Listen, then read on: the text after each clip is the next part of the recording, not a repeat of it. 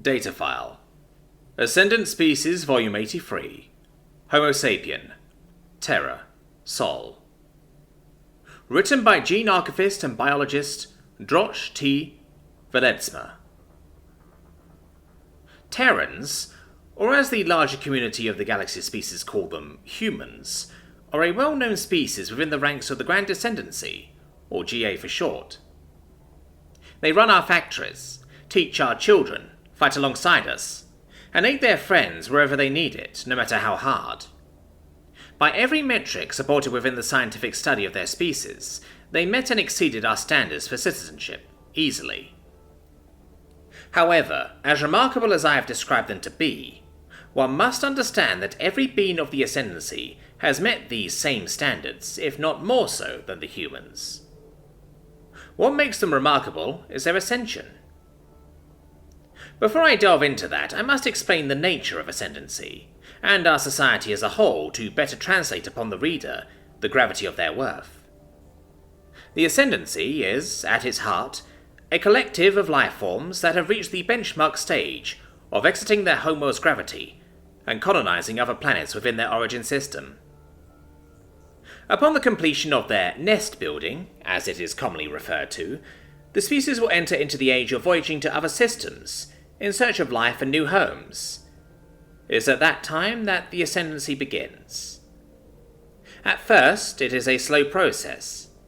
A species sets on a series of journeys to new stars, and along the way they begin to change. Subtle shifts in their genetic makeup, a slight tilt to their overall beliefs, or maybe even a newfound interest in bodily modification. Something akin to these events transpires, and as such the species begins pushing towards their next evolution. Once the initial changes set in, there begins a drastic progression of changes throughout the entire species. Sometimes these changes are violent, other times they are unanimous within the populace. Regardless, the change does not stop until the species reaches their niche. Elaborating further, this niche is generally the primary specialization a species achieves that sets them apart from all others. For example, Gurivarians were once a primarily herbivorous species that practiced the art of mystic gateways.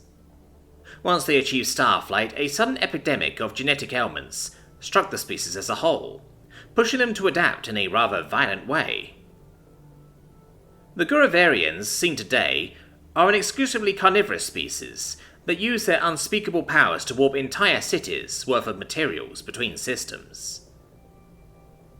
No other species is capable of the same feats the Gurivarians mastered. Likewise, they cannot do what some other species can.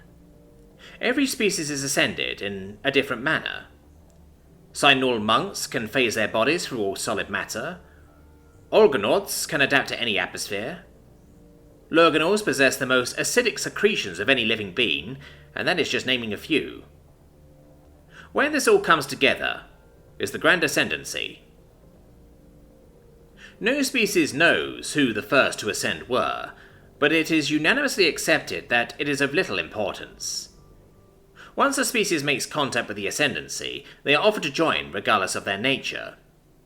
Yes, some fought their brethren at first, and others were simply hesitant to join, but in the end, they were forgiven and allowed to join regardless.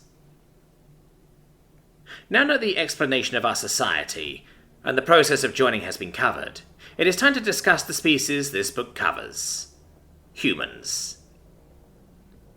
As every race does, the humans rose from their world and set sail among the stars. Their home system was colonized, and soon after their neighboring systems probed and settled as well.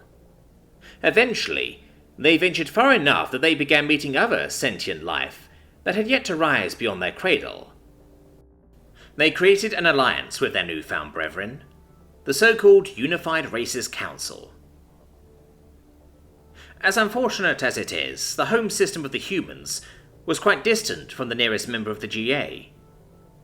In the time it took them to reach this member, they were able to witness firsthand the Ascendancy in its more violent form. Their council was a joint effort of 5 races, and through no fault of their own, the humans had to watch as the other 4 members underwent their changes. To summarize briefly the sorrows they bore witness to, their first ally, the Gexol, waged a civil war so terrible it reduced their population to a mere 15%. The next was the Yoktilk, that underwent a severe neurological shift that left their entire populace devoid of certain emotions. Most horrible were the Tippen, their nanites turning against their masters and fusing to their very cells. Lastly, and most unfortunate, was the Fusia, that had perished from acute sensitivity to radioactive particles.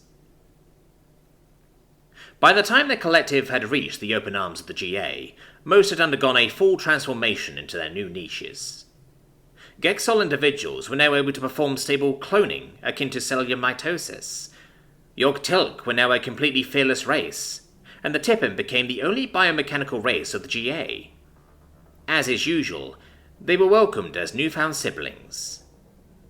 Aside from humanity, that is. When the humans that had arrived on board the Council ships were scanned, a startling discovery was made. The humans hadn't ascended, nor had they even begun to change.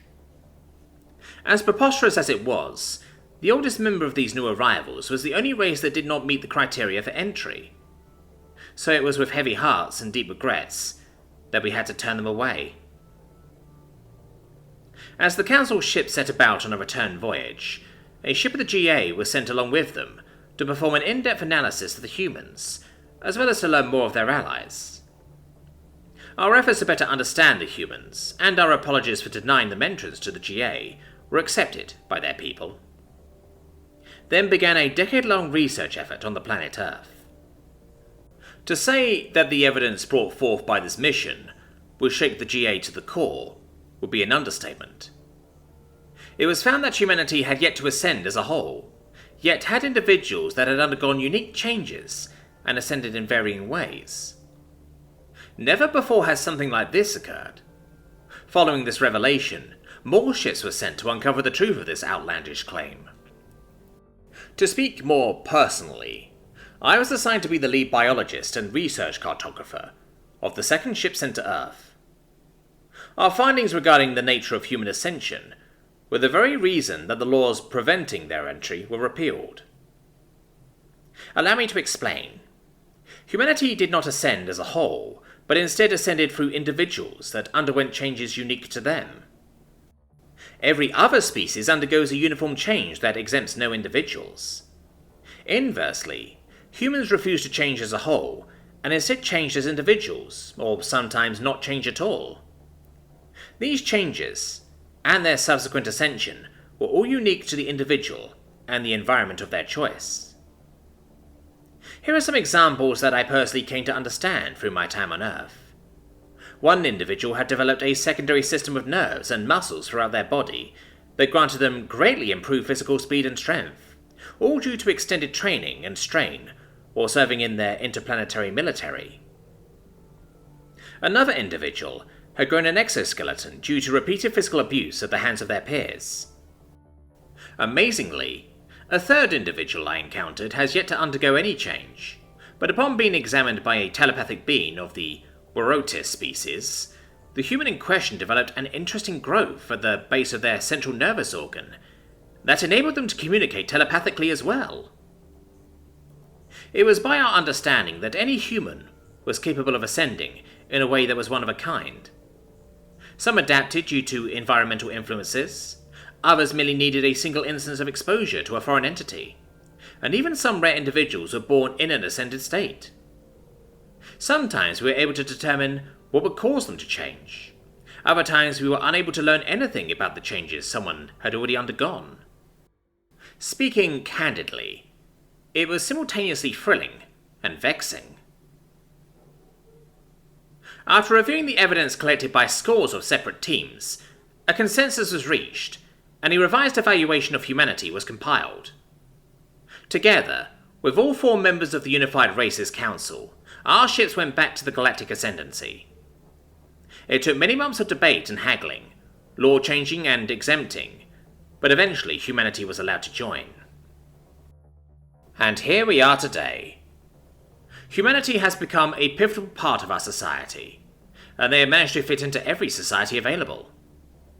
Humans that can open gateways, much like their Guravarian peers, humans that can pass through walls akin to the Cynor that raised them, and humans that spew acid, second only to their lurginal siblings.